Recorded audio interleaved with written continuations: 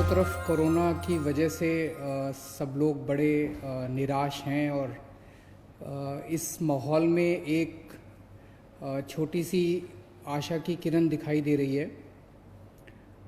कुछ देशों में प्लाज्मा टेक्नोलॉजी का इस्तेमाल किया गया विदेशों में और उसके नतीजे अच्छे आए।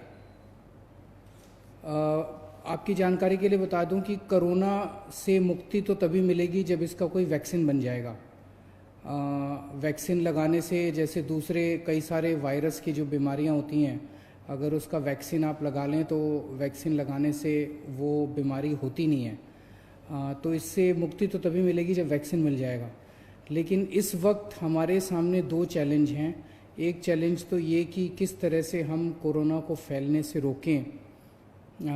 उसके लिए हम ये सब कर रहे हैं, लॉकडाउन कर रहे हैं, सोशल डिस्टेंसिंग कर रहे हैं, क्योंकि ये एक दूसरे से फैलता है, ताकि इसको फैलने से रोका जाए। दूसरा सबसे बड़ा चैलेंज है कि अगर किसी को कोरोना हो जाए तो वो सब लोग चाहते हैं कि वो व्यक्ति अस्पताल से ठीक होकर अपने घर वापस चला जाए, उसकी मौत ना हो।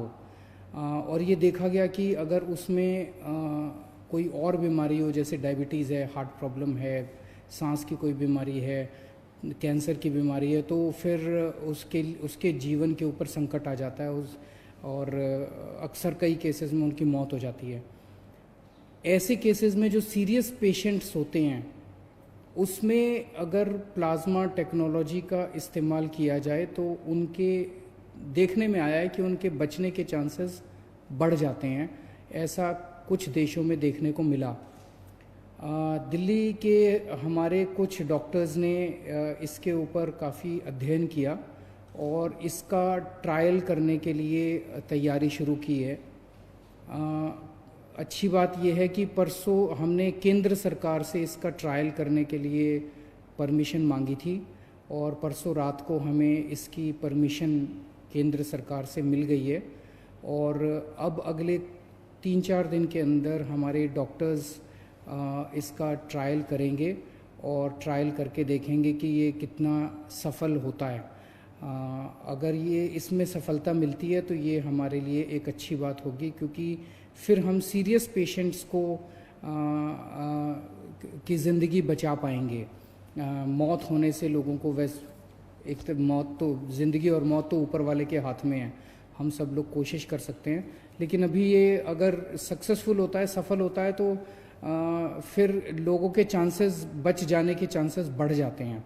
लेकिन अभी मैं साफ साफ कर दूं कि ये केवल ट्रायल स्टेज पे है और ये सफल होगा कि नहीं होगा ये अगले हमें 4-5 दिन के अंदर डॉक्टर्स जब ट्रायल करके देखेंगे तो पता चलेगा।